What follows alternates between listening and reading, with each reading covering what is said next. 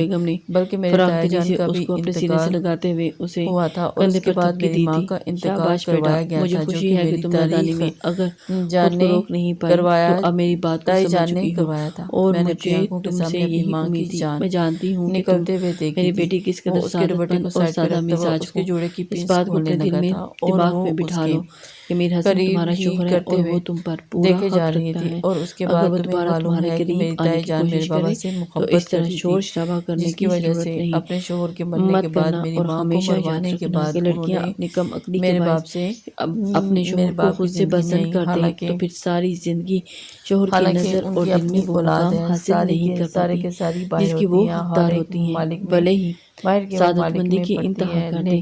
یہ ایک مرد لیکن کی فطرت ہوتی ہے، مجھے اس کے اجازت دل میں نہیں ملی، اپنی بھائی بیوی جان کے نے کبھی نہیں حوالے دی۔ سے میرے گرا بابا پڑ تو جائے اس عورت تو کے وہ کبھی غلام ہو پہلے گئے تھے اور جیسی اس کے نہیں ہو حسن میں پاتی۔ اور پاگل ہو چکے ہوئے تھے، میں عورت اور میں میری تائی اللہ نے تعالیٰ نے ہمیشہ صبر مجھے اور انگلیوں کے برداشت کا مادہ اشاروں پر بہت زیادہ رکھا چلایا ہے، ہے۔ اس لیے عورتیں یہ کہہ بہت کر بڑی وہ اس کے سارے زیادتیاں اور بالوں کو غلطیاں کھول چکا تھا، برداشت کر جو لیتی ہیں، اس کے دل سے شوہر اسے کو بہت عزت حسین اور لگ قدر رہے تھے۔ دیتی ہیں۔ اگلے ہی لمحے وہ میاں بیوی کا رشتہ اس خون کا کی رشتہ نہیں گردن میں ہوتا، منہ اور چھپائے یہ رشتہ کسی نازک بہت ڈور بری کی طرح سے بے حد رو حساس پڑا ہوتا تھا۔ ہے۔ کہنے اللہ نے لگا میں نے اس بہت رشتے کو بے اذیت حد اور بہت خوبصورت تکلیف بنایا ہے، مگر کچھ عورتیں بیوقوفی سے اس رشتے کی خوبصورتی کھو دیتی ہیں۔ مجھے پورا یقین ہے کہ تم ہرگز ایسا نہیں چاہو گی۔ حلیمہ بیگم کے اس والیہ انداز پر حریم فاطمہ سر جھکا کر رہ گئی۔ جی ٹھیک ہے، میں آپ کی بات سمجھوں گی۔ حلیمہ بیگم تابعداری سے سرشار سی ہو رہی تھی اور میر حسن رات بھر بستر پر بے چینی سے کروٹ بدلتا یہی بات سوچا جا رہا تھا کہ شاید ماں نے غلط فیصلہ کیا اور حریم فاطمہ کو پہچاننے میں ہم سے بہت بڑی بھول ہوگی۔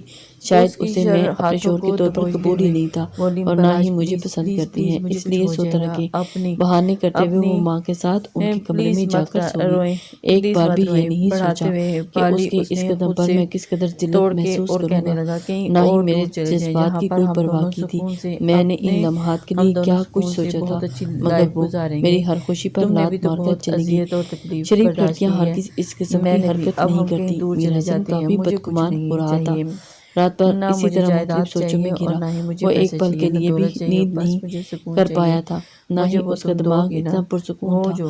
اس کے دل و دماغ میں بدگمانی اور نفرت کے چکر چل رہے تھے۔ اذانوں کے قریب دروازے پر آہٹ محسوس کرتے ہوئے آہستگی سے دروازہ کھول کر حلیمہ بیگم حریم فاطمہ کو ہمراہ لیے کمرے میں چلی آئی تھی۔ اپنے کمرے میں بیٹا، یہ نادان ہے، اپنے کیے پر شرمندہ بھی ہے، میں نے اس کو سمجھا دیا ہے، اب یہ دوبارہ ایسی حرکت نہیں کرے گی، تم اس کو معاف کر دینا۔ حلیمہ بیگم نے بیٹے کو مطمئن کرتے ہوئے بہو کی سفارش بھی کی تھی، جبکہ بیٹے کی آنکھوں کی سرخ رت جگہ کی شکایت کر رہی تھی۔ اس کو دیکھ کر وہ دل محسوس کر رہ گئی تھی۔ میر حسن اپنی ماں کے تسلی دیتے ہوئے انداز پر صرف مسکرا کر رہ گیا تھا اور جانچتی ہوئی نگاہوں سے حریم فاطمہ کو دیکھنے لگا تھا، جو کتراتی سی سمٹ کر کھڑی تھی۔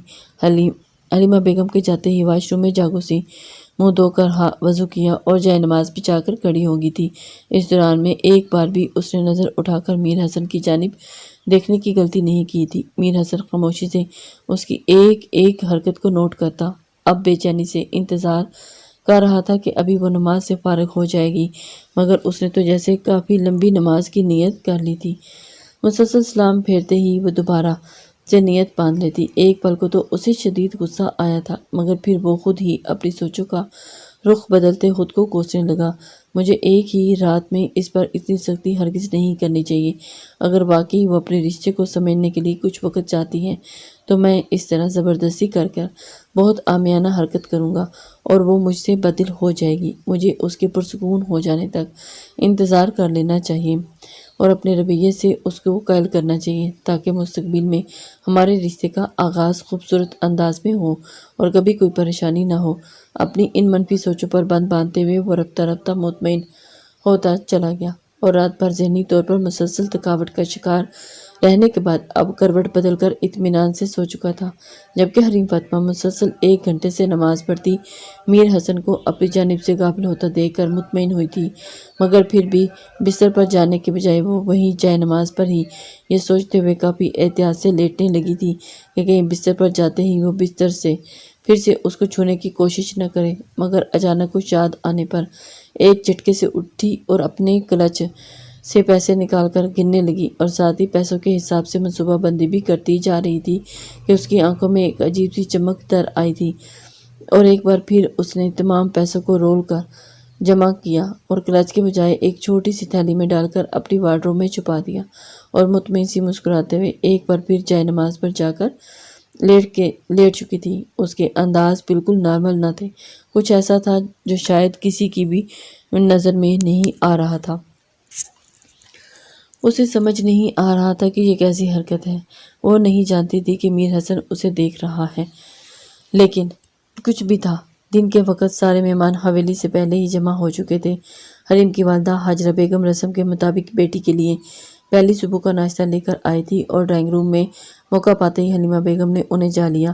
ہاجرہ بیگم، مجھے بہت افسوس سے کہنا پڑ رہا ہے، کل رات آپ کی بیٹی نے کس طرح سے تماشا لگایا، مجھے میرے بیٹے کے سامنے شرمندہ کر کے رکھ دیا۔ میں سوچ بھی نہیں سکتی تھی، اگر آپ کی بیٹی شادی پر راضی نہیں تھی یا کوئی اور معاملہ تھا تو آپ ہمیں صاف الفاظ میں بتا دینا چاہیے تھا، کم سے کم کسی بدنامی یا ہنگامے کا خطرہ تو نہ ہوتا۔ میں تو آپ کی بیٹی کو کافی معصوم سمجھتی تھی، مگر اس نے نہایت غیر اخلاقی حرکت کی ہے۔ میں نے اپنے تئیں اس کو سمجھا بجھا کر صبح ہونے سے پہلے واپس اس کے کمرے میں بھیج تو دیا ہے، مگر میں یقین سے نہیں کہہ سکتی کہ وہ دوبارہ اپنی غلطی نہیں دہرائے گی۔ بہتر ہوگا کہ آپ خود ہی اپنی بیٹی کو سمجھا کر جائیں، صاف الفاظ میں سمجھا دیں۔ ہم عزت دار لوگ ہیں، ہمارے ساتھ اس قسم کے تماشے ہرگز نہیں کرے۔ حلیمہ بیگم ہاجرہ بیگم کو گزشتہ رات کا تمام واقعہ حرف بہ حرف کہہ کر سنایا۔ ہاجرہ بیگم پہل تو اپنی بیٹی کی شکایت سن کر بوکھلا گئی تھی۔ شادی کے پہلے روز ہی اگر حلیمہ بیگم اپنی بہو سے اس قدر برگشتہ ہو کر اس کی شکایت کر رہی تھی تو پھر آگے کافی مسائل کھڑے ہو سکتے تھے، مگر اپنی بیٹی کی حرکتوں کے بارے میں سن کر تو اب وہ کافی حد تک شرمندہ ہو چکی تھی۔ میں معذرت خواہ ہوں، میری بیٹی اتنی اچانک شادی کے لیے تیار نہیں تھی، بس یہی وجہ ہے، اس کے علاوہ اور کوئی وجہ نہیں۔ وہ بہت بے وقوف اور بھولی ہے، اس کو ان باتوں کی گہرائی کا اندازہ نہیں ہے۔ آپ فکر مت کریں، میں خود اس سے بات کروں گی۔ انہوں نے شرمندہ سے انداز میں سر جھکا دیا تھا، اور جبکہ اندر سے وہ حریم فاطمہ پر اس قدر غصہ اور ناراض ہو چکی تھی کہ اگر سسرال میں مہمانوں اور گھر والوں کو لحاظ نہ ہوتا تو شاید اس کا منہ تھپڑوں سے لال کر دیتی، مگر مجبوری تھی کہ انہیں اپنے غصے پر قابو پا کر بہت نرمی سے بات کرنا تھی۔ حلیمہ بیگم کمرے میں جاتے ہوئے حریم کو بلوا کر بھیج چکی تھی۔ حریم، میں نے تمہاری یہ تربیت تو نہیں کی تھی کہ تم اس قدر بد لحاظ اور بے شرم کیسے ہوگی؟ تم نے مجھے پہلے ہی روز شرمندہ کروا دیا۔ تم نے تو جلدی شادی کی خواہش رکھتی تھی اور بچوں کی طرح بے حد شوقین بھی تھی، پھر یہ بے وقوفی کرنے کا میں کیا مطلب سمجھوں؟ تمہیں اپنے باپ کی عزت کا کوئی تو لحاظ نہیں، کم از کم یہی سوچ لیا ہوتا، جس وجہ سے گھر پر اتنا بڑا ہنگامہ ہو چکا ہے۔ تم یہ حرکتیں کر کے صرف عالیہ کی باتوں کو سچا ثابت کر رہی ہو۔ کیا چاہتی ہو کہ تمہارا اکلوتا بھائی تم سے اپنا رشتہ توڑ دے؟ ہم دونوں تو بوڑھے ہو چکے ہیں، ساری زندگی ماں باپ کا سہارا نہیں لیا جا سکتا۔ لڑکی کا مائکا باپ کے بعد بھائی کے دم سے ہی آباد ہوتا ہے۔ اگر وہی بھائی تم سے ملنا اور تمہیں دیکھنا تک نہ گوارا کرے تو میکے سے ہمیشہ کے لیے محروم ہو جائے گی، اور شوہر کے سامنے تو